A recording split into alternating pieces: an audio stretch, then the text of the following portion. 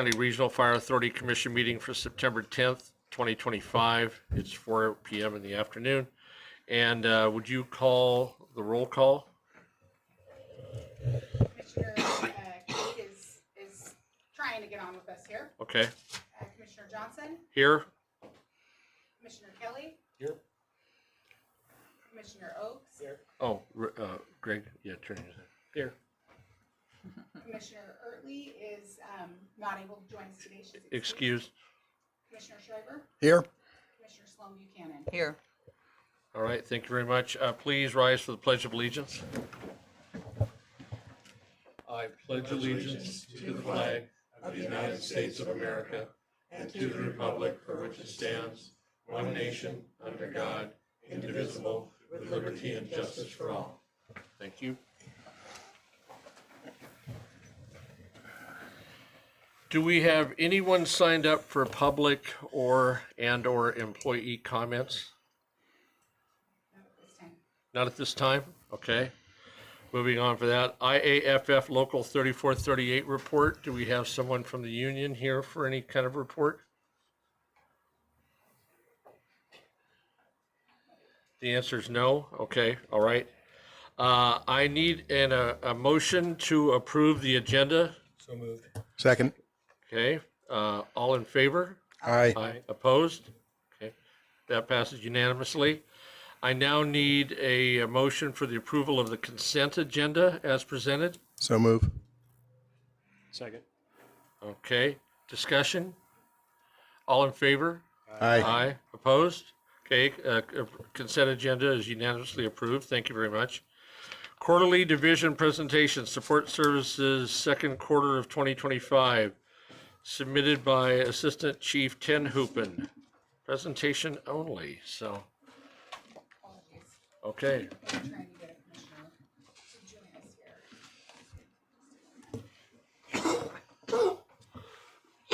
here. Terry's bringing up the slide deck here.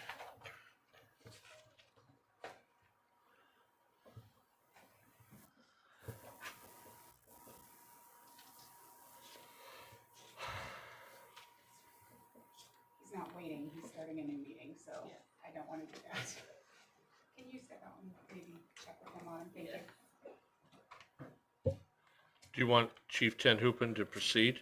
I'm working on sheet 10 open right now. Oh, okay. All right. All right. He's just bringing up my slide deck. Got it. It's not me.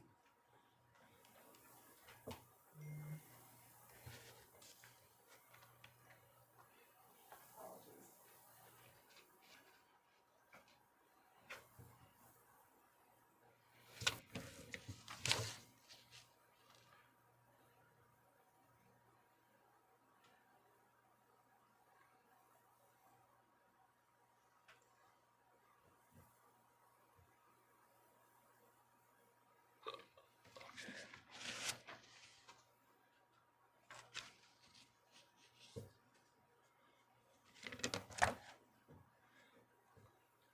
I'll share the screen in a minute.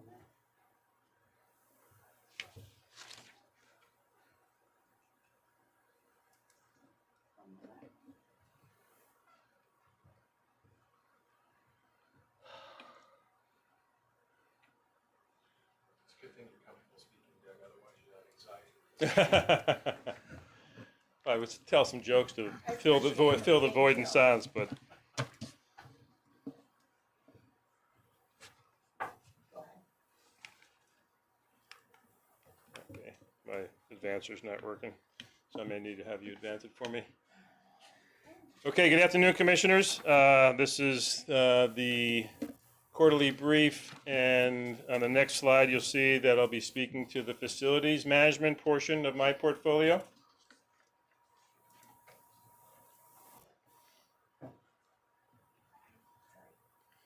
Next slide, please. So as you know, we have 7 fire stations, 6 of which we operationally ride out of, but Station 92 up in Grandview is still something that we have to maintain from a water aspect and electricity and what have you. It's a main storage building, so we still need to make sure that it's operational from a maintenance standpoint, so it does take some time and money each year to do that. And then the remainder of the facilities is taken up by the training center through the various props, classrooms, buildings, and just the grounds itself. Next slide, please. So we're going to just go through a quick thing for each station that we did for this last year, for where we're kind of spending our money and spending our time working and doing repairs. You'll see under HVAC repair, there's an asterisk there because that was an unplanned repair cost. So we'll see some of those in here because there's some we can plan for and other budget items we can't plan for. The Plymouth vent conversion, so what that is, that's a direct connect diesel exhaust extraction system. So we had done that at station 99 and at station 97 with a whole new system. For stations 46, 90, and 96, we've converted the existing direct connect station or system, which was very old, to a Plymouth vent system. So what that's allowing us to do is have the same attachment on the tailpipe for every one of our vehicles. So no matter where our vehicles park in the station, they'll have the ability to hook up. By having 3 different systems in the past, if we had to move one piece of apparatus that normally rides out of, say, station 90 and is sitting at station 46, we couldn't get it to hook up. So this allows us to do a universal hookup for all our rigs, no matter where they are. So some of the backup rigs, I have about 6 that I still need to do that tailpipe conversion to, but all the frontline vehicles are all attached, so that's You good. said they're all, the ones are others in reserve? Correct. Okay, Yeah, that we all right. use frequently when our rig goes out of service and we Yeah. got to bring a Got it, rotational up. okay. The backup generator, station 46, that got installed a year ago, and then we realized after about a year of looking at the data for its testing, it hadn't been working correctly, so we did some repairs to get that properly working for the crews. You'll see something like kitchen chair replacement. That's something that when I get the annual reports from, or requests, special requests from the station captains, hey, for the next year's budget, we want to do X, Y, and Z. Station chair, kitchen chair replacement is an example of what the crews would like to see. So we've done that. And then, of course, you'll see the new station signs for all the stations except for station 48, where we put all those signs in and at the training center. For station 48, our big problem child, that continues to be the apparatus bay doors. Bay 3's motor has kind of burned up for the second time. That is the station, that is the bay that 847 runs out of, and that is our busiest unit in the department. So that door goes up and down. Excuse me, Chief, I'm sorry. Is there any way to get that banner off the screen? We tried and we were having technical difficulties, but it is printed in your notebooks. Well, okay, I appreciate that. So I sorry. want to just And there add, is on either side. well, oh, It'll pop now back it up. jumped up, and now it jumps out. Okay, Station 46 plumbing repairs. Is that just related to wearing out over a long period of time, or is it something recent that happened? No, this is just over time. A couple of the shower drains upstairs and that we have 2 shower bathroom facilities upstairs, and that drain had created some problems just from some decay around the old steel pipe that they had there that we've converted. Okay. So things like that, some toilet replacement, Okay. some faucets that are the electronic faucets that are being replaced. So Okay, those type of things. I was just curious. Okay, And then, so for the station 3 doors, what we're also having issues is the seals at the bottom of them also are sensors. So ideally, as they work, if a garage door is coming down and it hits something like an apparatus or a person, the sensor and the seal will communicate to the motor, say stop, go right back up, not just stop, but go back up. We've had to change out batteries on those for since they've been installed. And then we finally got them to admit that the receiver and the transmitters were kind of old technology. They've just last week replaced them all for us for no cost because they looked at our history of trouble calls with them. They made thousands of dollars on us for changing batteries out.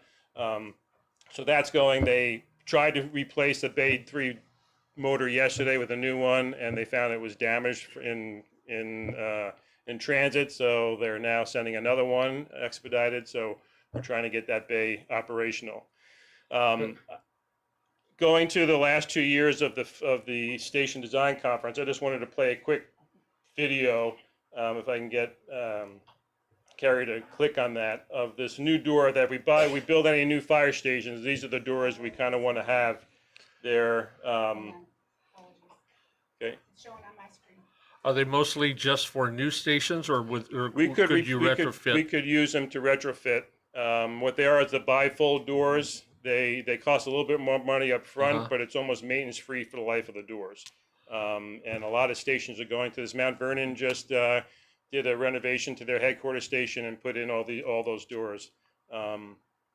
See if Are they more seismically resistant as well in they're terms pretty of, herky, and they would have no problem from that standpoint. because I've mentioned before that there's situations where earthquakes could lock up doors in old stations, and you might have to chop them open or drive through them or something to Yeah. bust them out Yep. because they won't open. So. So folded, huh?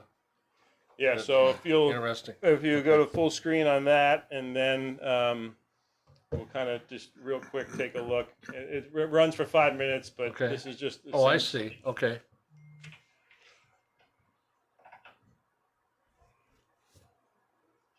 There is audio with it, but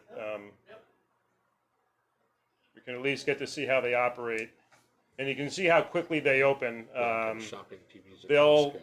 usually take about 4 seconds to open, or they say under 7 seconds, depending on how they have the setting.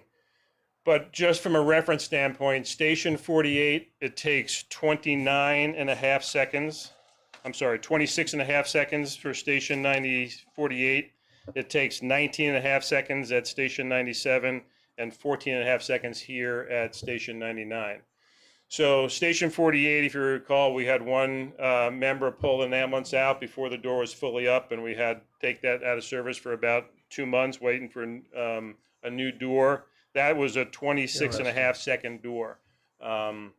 So for folks that are trying to get out the door in an emergency, 26 seconds, 26.5 seconds is kind of long. So these doors are basically maintenance free and open up quickly, and they are the way to go for future stations should we buy any.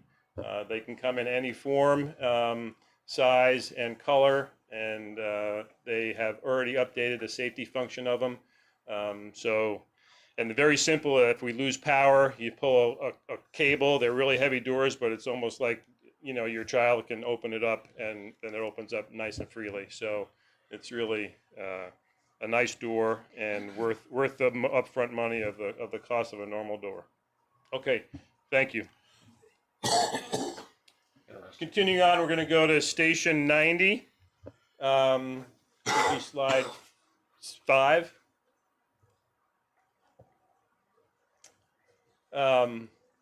So again, we did the diesel connect exhaust extraction system conversion on the wall-mounted air conditioning for the BC's office. So we found that the AC unit that supports the BC's office also supports the kitchen, and it wasn't cooling down well enough in the BC's office by roughly 9 degrees.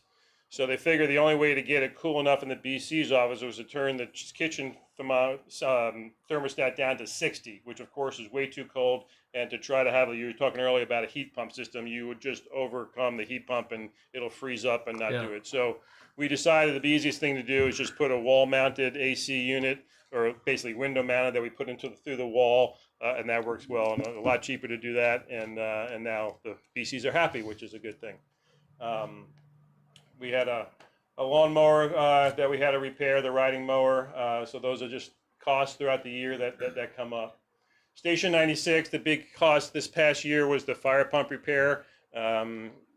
Steve Goforth is kind of in charge of fire suppression systems for all the fire stations, but it was affecting the hydrant that we use out there. So that's where the hydrant's at the corner of the road, because that's a non-hydrant area of Stanwood. That hydrant there is fed by the water tower tank that's behind the station, and that is also supplying the water for the suppression system in the station. So we had to get that fully fixed. We put some better lighting in the apparatus bay for the crews, and then the well pump on that station finally failed, and we had to install a new well pump there. Go ahead, next slide, please.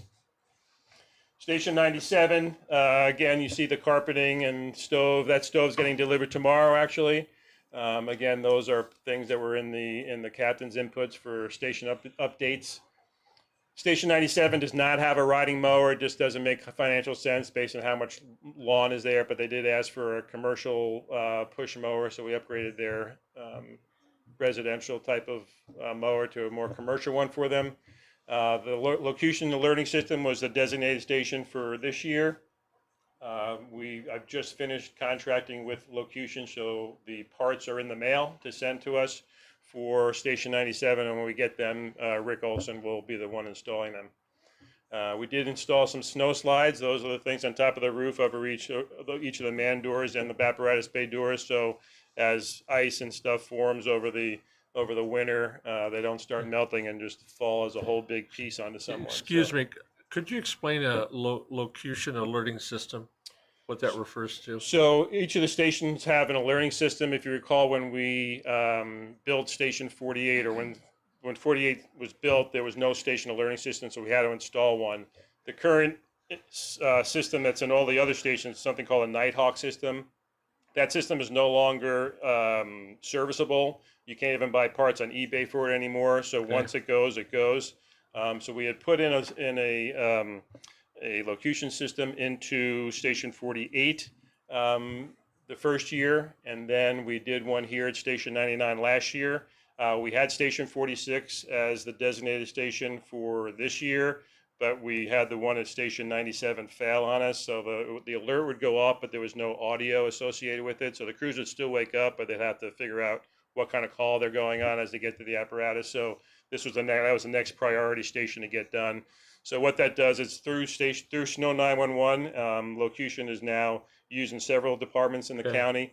And so the backbone of that system that Snow 911 uses is already existing in Snow 911. So we just get our end of it to hook into that system. There are other systems out there that are similar, but that requires an entire new portion to be put into Snow 911. So something like, I think it's Western or whatever it is that we use. But it audibly tells the crews what the call is? Yeah, tone will go off, and ideally, and then it'll audibly say what the call is. Okay, okay. So that's going to happen at 97, and then we'll hit Station 46 next year. Then as the next station because they're in the $50,000 to $80,000 each. We kind of just do one per year. Down to station, and then the new furnace. There's actually 4 furnaces there at Station 97. Very oddly designed when it was built, but one of them failed, and we had to replace one of them this past year. Station 99, we just finished changing out the Salto access system. That's the scanning with your key fob or your wristlet or your ID card that has an RF capability in it. We just removed all that from this station, so now this station is fully under the Verkada system. Station 46, when we had the merge, they did not have a Salto system in it, so that one we needed to put a system in it, and we went with the Verkada on that one. So now we will have 2 stations done, and again, that's another $50,000+ thing for each station to convert. So we'll only do like one of those per year, also from a budgeting standpoint. We have new station sign times 2, because besides the one out here in the grass here, which looks great, double-sided, we also replaced the one on the side of the building. So that is now not only replaced with a new sign with a new logo, but we put in new LED not fluorescent, but LED light backlighting. So if you drive by it in the evening, you'll see it's really sharp. Looks good. And then we had the 3rd floor windows refurbished for the crews upstairs. Next slide. This just shows after the new Verkada system here, we had some cameras put in as well. If you recall, we've had one member have a car stolen at a 99's parking lot, and we've had a couple cars broken into overnight from our members here. So now that we have the Verkada system that comes with the cameras as an option, we've taken that option. We also see, if you bottom left corner, that's an interior camera that focuses on the door. So depending on who's working in everybody's schedule, sometimes we just have one person here in their office, HR or one of our two ladies here, or Teresa or someone, they can at least see who's coming in the door, Right. because that door stays open to the public from 8 o'clock to 4:30, so they don't have to necessarily get up to see who it is if they can see, oh, it's a member or it's a commissioner Yeah. or someone where they're not too concerned. So That's good. it gives them a nice opportunity to have their good situation awareness. Next slide, please. So it's at the training center. We completed the strip mall prop, and those two props right there were originally at the Alhambra station that Chief Sturmack built when he was the battalion chief of training down there. And those couple of those prop systems went on to Vandenberg Air Force Base. And then Bill Gee, who built both those facilities and our facilities here, noticed when he was doing some updates to the Vandenberg Air Force Base system that it had several of these props just sitting in the field, not really being used. So he reached out to them, and they said, "Yeah, you can have a couple of them." So he had those trucked up from California, and we got it delivered a few weeks ago. And he's going to come in and put some casters on them. And the idea is that those things can be rolled in and out of the back of those modules of the strip mall prop.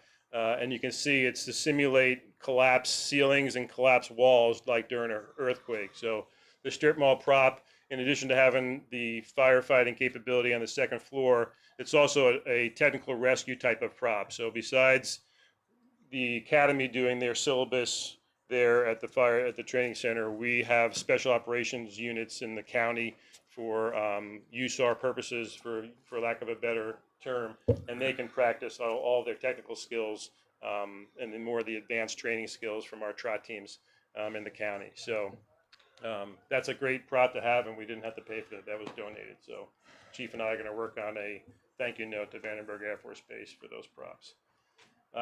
We did make some repairs to the towers, to the burn cell with a lower one last year, and we've already seen some damages from the last academy. And then today or this week, the crew is there to fix the upper burn cell, and we basically have about one more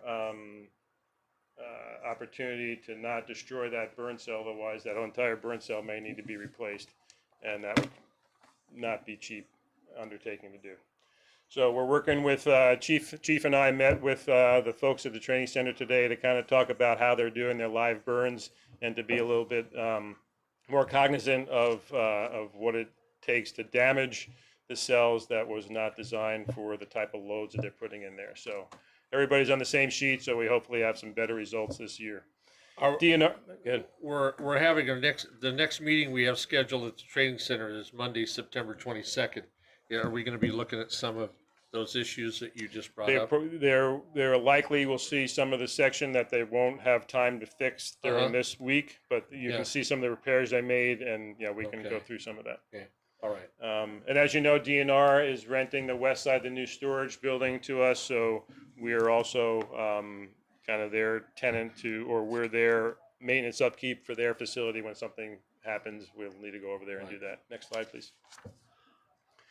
There's a couple of one of the signs, just so you can see where it is there. And DNR wanted to make sure they had a sign up as well, but I said ours goes in first, then they can follow with theirs. So we got the two locations done, and they look real nice from Old 99 there as you come in. And then that bottom picture is we kind of took advantage of having that rented forklift, boom forklift, to remove an old hulk that was in wetland A. We have 5 wetlands on that whole site, and when the Department of Ecology came through to check to make sure that all the plantings that we had to do as mitigation for part of the project approval, they came down so that the car was still there. So they said that's got to get out of here.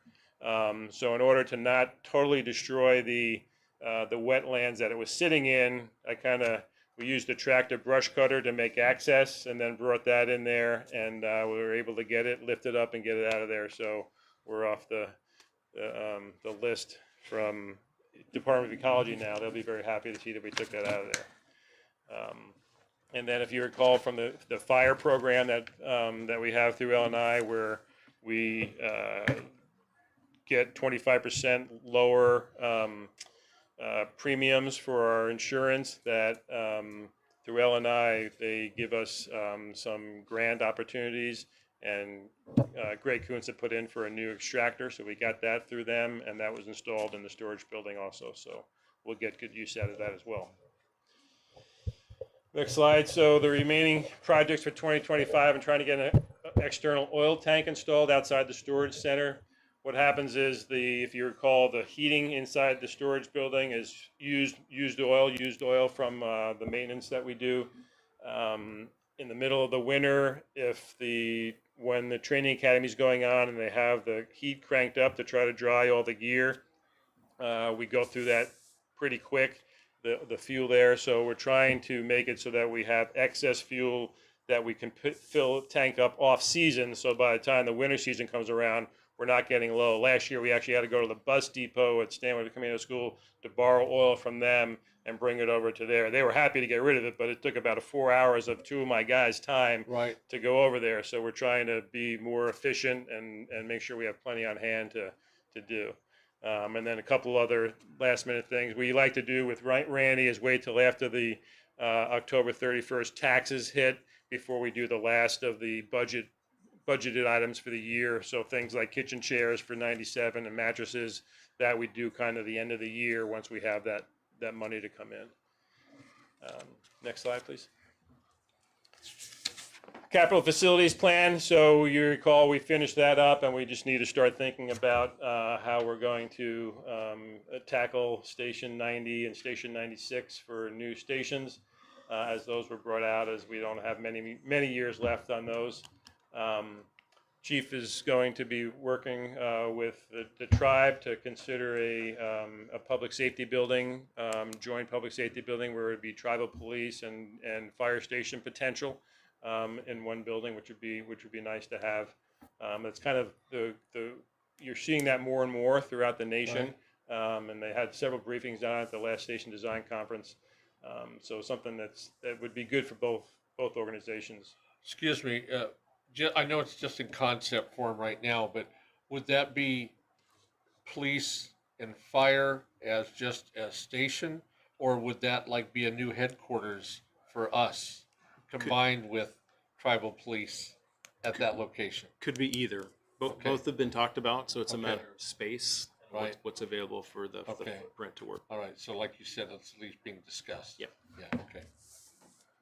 As also the apparatus guy, if I was king, I would make a headquarters station that has a big maintenance facility behind it in addition to that, and we can work on the tribal police cars as well as our own fire trucks with a nice new maintenance facility. So, yeah, there's sky's the moon. I hear you. Okay. Go big. Okay.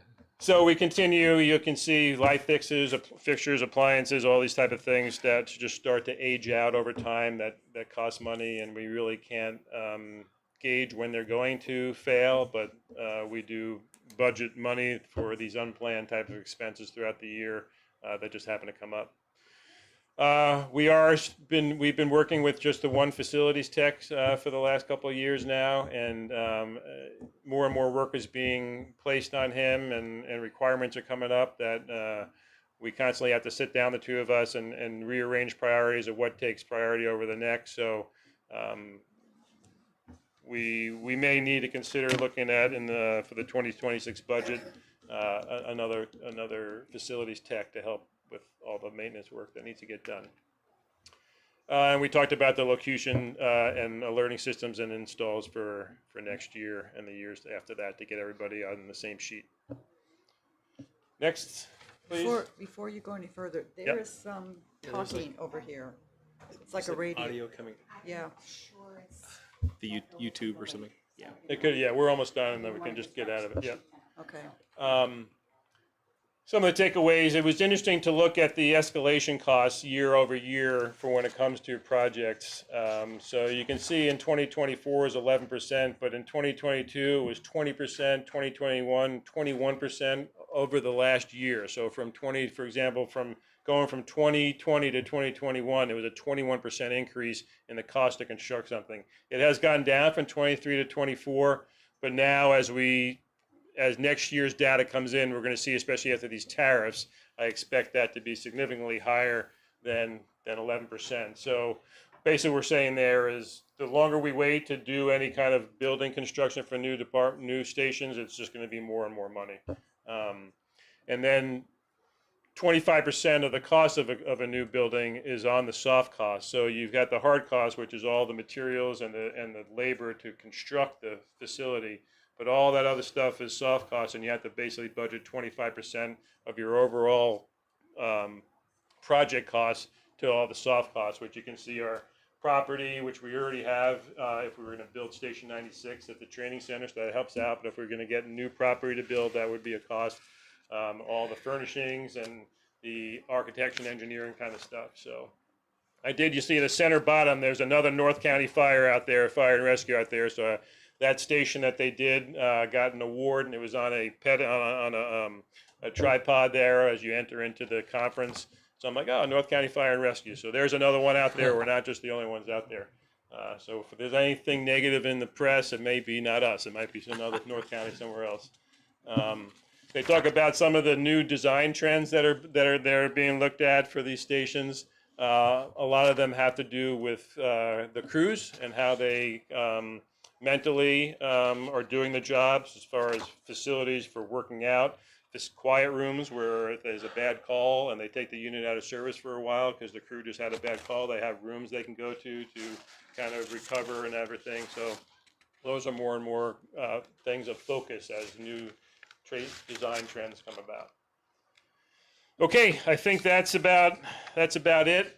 Next brief will cover all the other portions of my portfolio, but here for any other questions. I know it's like basically the only thing on the calendar, so I apologize for going long, but you'll still get out of here in a quick time, I believe. Yes, sir. My battery died, but I saw the communications van down at 97. What's the plan on that? So that was DEM got 2 of those commercial command vans through a grant. They have since gone to trailer model where they have pickup trucks will hook up trailers. So they were looking for caretakers of those 2 rigs. They reached out to the fire department and law enforcement. Law enforcement sheriff's office took one, and we agreed to take another one or the other one. So we have that. We had to go through about a year's process to get it released because it was a grant that they got it on. So it cost us no money to take it. We just now will pay for the upkeep, maintenance upkeep on it. But we have our CERT team and ham radio operators that are very interested in kind of taking that over as their project.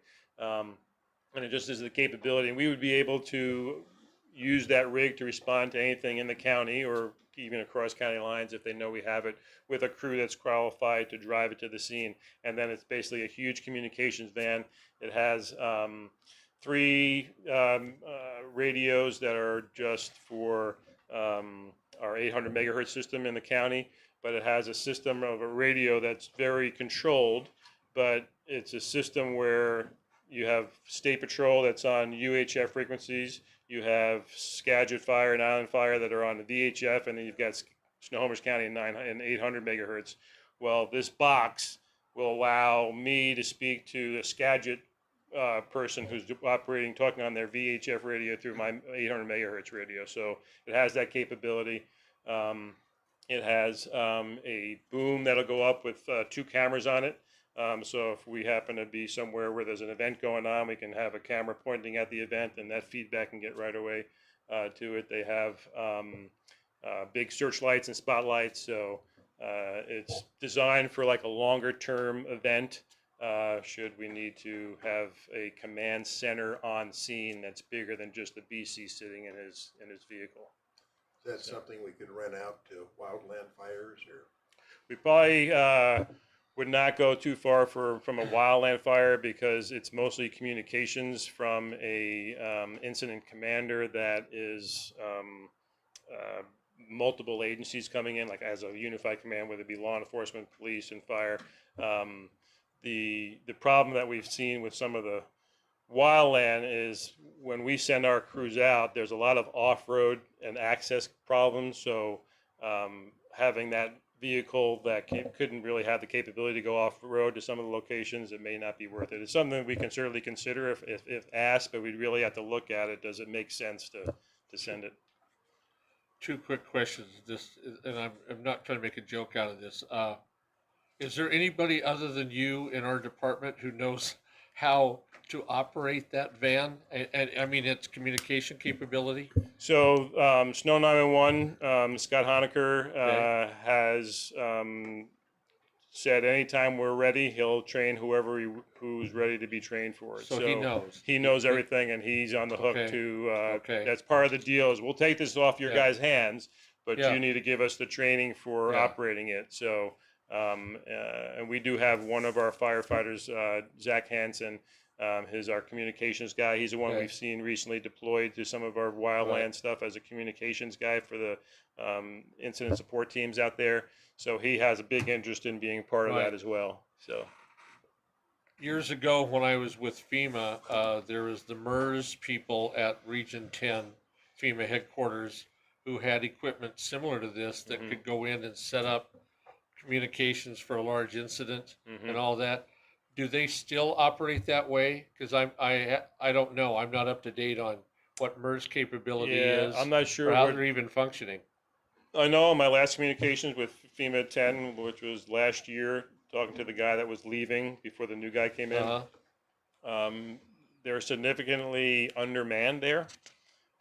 So I'm not quite sure what their capabilities are now with the reorganization that they're doing at their own. Yeah, I didn't want to facility. make any assumptions Yeah. on what they could do now. I knew what they used to be able to do. They could walk in to an abandoned, formerly used shopping center, and within about 24 to 48 hours, have it totally wired for hundreds of people to be operational in there with communication and their van and their satellite hookups and everything. But I know we currently, have I some didn't of know. even some of the Verizon has a bunch of they have their farm vehicles that are named after farm animals, and they go out there and they're able to during an event where things go down to locally bring capability to the scene as well. FirstNet is FirstNet for as we know it today. It's not quite where I think they are advertising it to be, but hopefully it gets there. But Verizon also has a big capability to assist should the need happen. But keep our Okay. fingers crossed that we continue to train on and never have to use it. But Right. yeah. Okay. Thank you. Okay. Okay, if there's no more questions, that's the end of my brief. Thanks. Yeah. Thank you very much. We don't have anything under unfinished business scheduled today, so I'll move down to new business. Draft Policy 80 EMS Billing Policy. And Assistant Chief Hickman, you are there, so I will turn it over to you. So go ahead. No, we can't hear you. Just a minute. I need to check the volume wherever he's at. Keep testing for us, chief. Testing the volume. It might be on our end, sir. Just give us a little bit of talking. Well, just start counting slowly, and we'll see if we can dial you in. Matt is at a 2-day class down in Everett today, so he stayed after class to just remote from there today. You sit down in Everett. Yeah, it was in. Are you hearing it out of this TV? Yes. Matt, go ahead and keep talking. Yep. Okay, I'm gonna keep talking. Oh, okay. Thank you. Gotcha. We're good. Thank you. All right, perfect. Sounds good. Yeah, as Chief Kraske said, myself and MSO Price are down here in Everett at the beautiful new Snow 911 building. So this is our new state-of-the-art dispatch center, but we use it for a lot of classes as well. And we're both taking designated infection control officer class. So it's a 2-day class that'll get us kind of schooled up on how to navigate when a provider has an exposure. So I appreciate you letting us join virtually. For those of you online, my name is Matt Hickman, Assistant Chief of EMS here at North County. Today we are going over, and the motion is to approve Policy 80, which is a policy on EMS billing. This brings together 2 resolutions from 2007 and 2013. Currently, we have no policy that specifically addresses EMS billing, just a couple of resolutions. So the 2007 resolution established EMS transport policies, and then in 2013 there was a brief update on how to navigate billing for deceased patients. The other thing is that we do a lot of things in practice that we've sort of agreed upon over the years with systems design, and it's done sort of as a handshake agreement in practice, and it's consistent with industry standards, yet it has not been memorialized yet. So the idea here is to bring something together that we can point to and have consistency. There are a couple of changes that I would like the commission to be aware of and to take into account that are different about this policy. Everything else remains the same except for these two things that I want to highlight. The first thing is the addition of an ALS billing charge for ALS assessments. So what this means is that, for example, if we had Medic 48 and Aid 47 respond to a chest discomfort patient, and the call came out as a medic response, Med 1, and the medic unit arrived and did a full ALS assessment, so typically a 12-lead physical exam, and deemed the patient cleared for BLS transport, it is an industry standard and accepted practice and common in our region to charge an ALS assessment fee for that, equivalent to what we currently charge for our ALS transport charge. We currently do not do that, and that's part of this policy, is to kind of loop that in and come up to speed on that. The other thing is a very small change to how we deal with deceased on scene patients. So as you guys are probably well aware, when we respond to a cardiac arrest, sometimes the outcome is not what we want, yet we have used a lot of resources. And since 2013, with that resolution, we have billed a BLS transport charge to sort of recover some of the costs. Again, a very normal thing that a lot of other departments do in the area. So those two things are encompassed into this billing transport policy, and I wanted to offer you the opportunity to ask any questions you had about the policy, and then ask any questions about those two moves as well. I will say that throughout this entire process, designing policy 80 was done with input from systems design. So we had a lot of back and forth, and they have a lot of input on this and have checked off on it to make sure that it is compliance with everything that they currently do and all of our HIPAA standards as well. So with that, I will open it up to any questions that the commission may have for this new policy. Any commissioners have questions here? Just, yeah, I assume that this is comparative to other agencies. I can address that. A couple things. So systems design, it's hard to say, is the EMS billing agency we use. It's a third-party service. They're located in Paulsbo, and they do EMS billing in a multi-state area, really the Pacific Northwest, for hundreds of fire departments. So they're able to, when we are looking to do something like this, we reach out to them, and they can let us know what the other agencies in Snohomish County are charging, and then we kind of base the rates on that. And it's important to remember that for the residents of North County, we will bill their insurance company or Medicare, Medicaid for the EMS transport. Anything that is not paid by the insurance company or Medicare or Medicaid is written off. The property owners, the taxpayers of North County, are not responsible for any additional charges. Right. That's a really important point. Any other questions? Not a question, but a comment. I just like the fact that we will not pursue collections from families, only bill insurance when possible. I like that. Yeah, thank you. I would entertain a motion to approve policy 80 EMS billing policy in substantially the form presented. So moved. Second? Okay, any further discussion? All in favor? Aye. Opposed? Unanimously passed. Thank you, Assistant Chief Hickman. Thank you for your time. I think we're very good, a succinct presentation. Thank you very much. Okay, we'll go on from there to the chief's report. Okay. Thank you, Commissioners. Just an update on things going on in no particular order. The payroll analysis project continues. I'll just remind everyone, I keep saying this is a marathon, it's not a sprint, right? This is not going to be over in weeks, but hopefully as the year begins to wrap up, we'll see closure in this. As Chief Tenhopen mentioned, Chief Kuntz, Chief Tenhopen, and myself met with the leadership at the Fire Training Academy today to talk about just the burn capabilities and limitations of the training center, to try and reduce the amount of damage that has occurred. So it was a good discussion today. There'll be another one following up with what's called the subject matter experts. So this week, the company officers reported. So there's 9 company officers that reported Monday that will instruct 48 or 50 recruits that will report on Monday. But then during the academy, there's subject matter experts that come and teach different things: hose deployment, ground ladders. They could be live fire instructors. So we will meet with that group also coming up soon. The medical trust meetings have begun. The commission approved an ILA to just kind of explore a medical trust. So we had the first meeting last week, and also the rewriting of the ILA for the Fire Training Academy for the 6 agencies that are part of the Fire Training Academy. The ILA rewrite has begun, and the hope is to have that done and before you by the end of the year. I had just a quarterly check-in with the City of Arlington for the community risk reduction ILA that we have last week. That went very well. We're in the middle of promotional testing. I'll thank Autumn and Allison for all their hard work on that. 9/11 is tomorrow, so just kind of a little update on what's going on here in Stanwood. We're doing things a little bit differently this year. Here in Stanwood, we'll do the flags tomorrow morning. So at 6 a.m. tomorrow morning, all the flags will go up on Highway 532, and at 6 p.m. tomorrow night, they'll come down.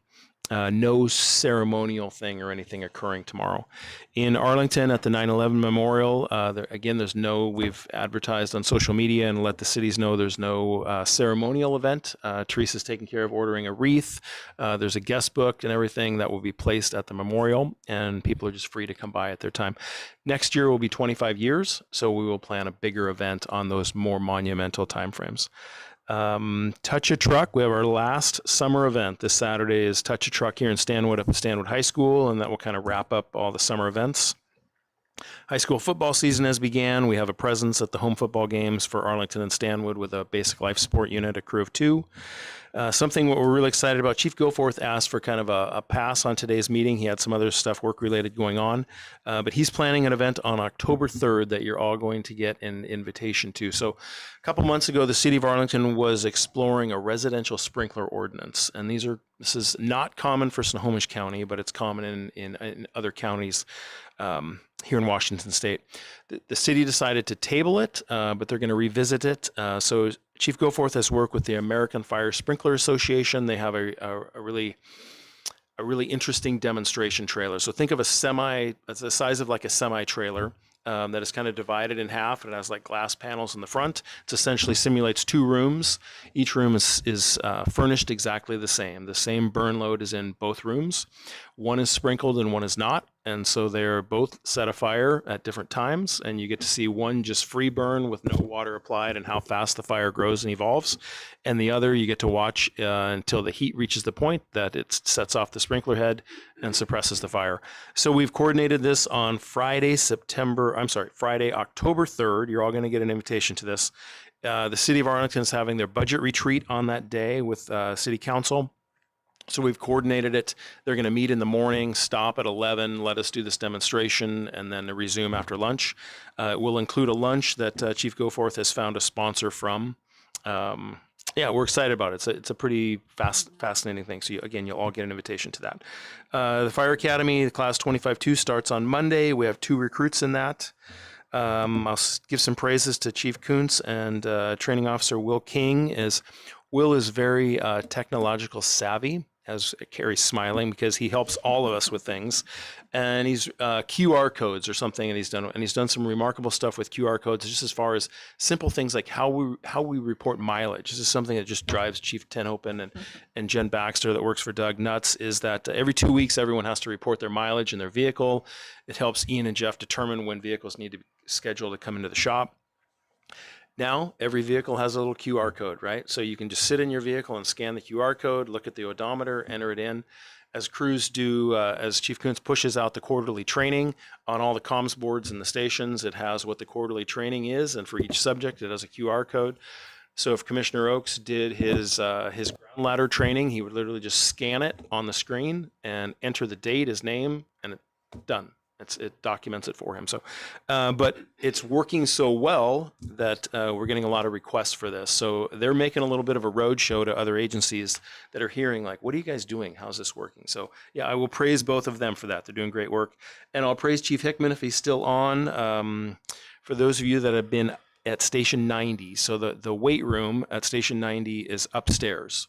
It's directly above the battalion chief's office/bedroom, which works well until there's somebody working out. And so we've relocated the gym down to the bay, to one of the apparatus bays, part of the apparatus bay. And it sat empty for a little bit, and Chief Hickman asked if he could turn it into an EMS training room. So all of the training mannequins and supplies have been brought there, and it is really, I'll hesitate on using the word state-of-the-art, but I don't have another term for it. It is a really, really great EMS training room that is evolving out of that.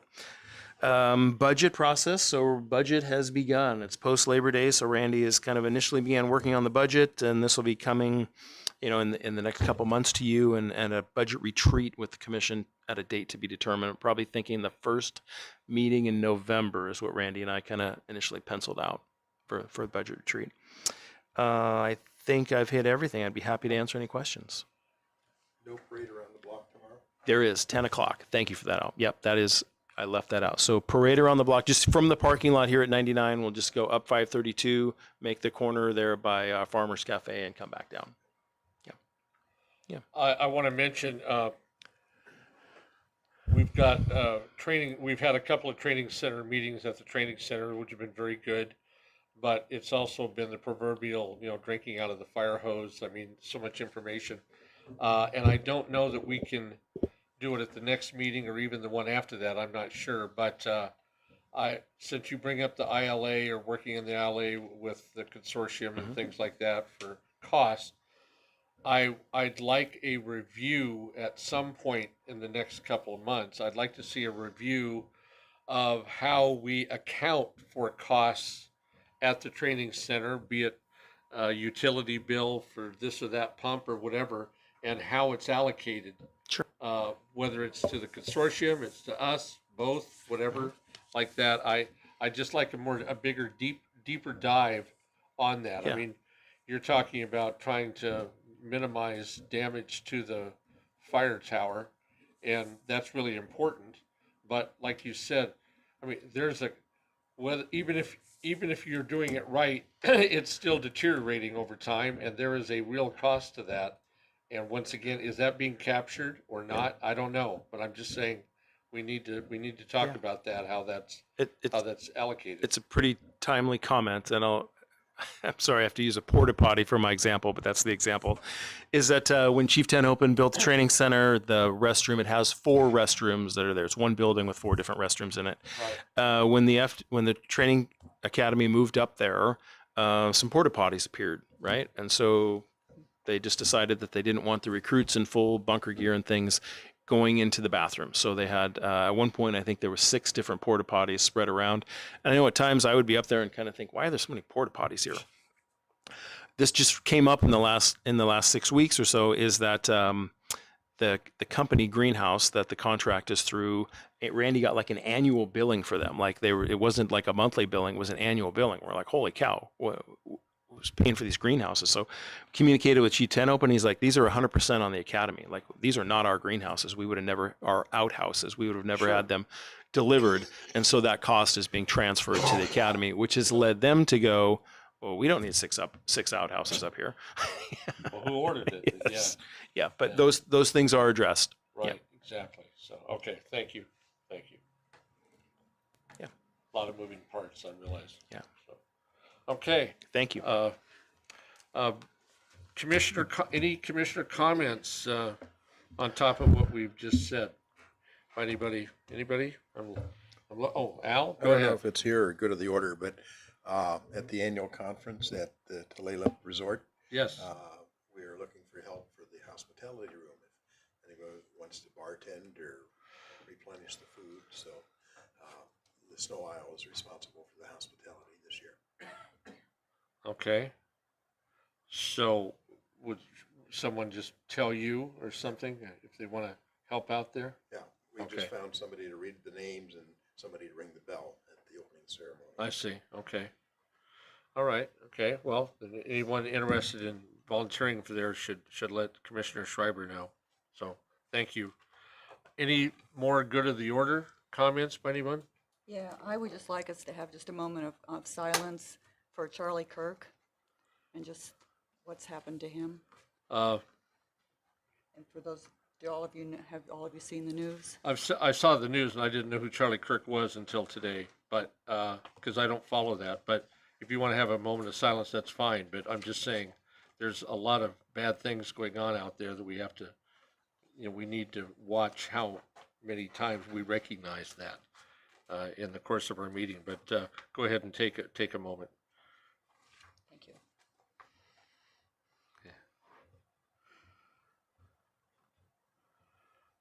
All right, any other comments, last minute comment? Okay, then I will entertain a motion to adjourn. So moved. Second. Second, all in favor? Aye. Aye. Okay, thank you very much. We're done. Thank you.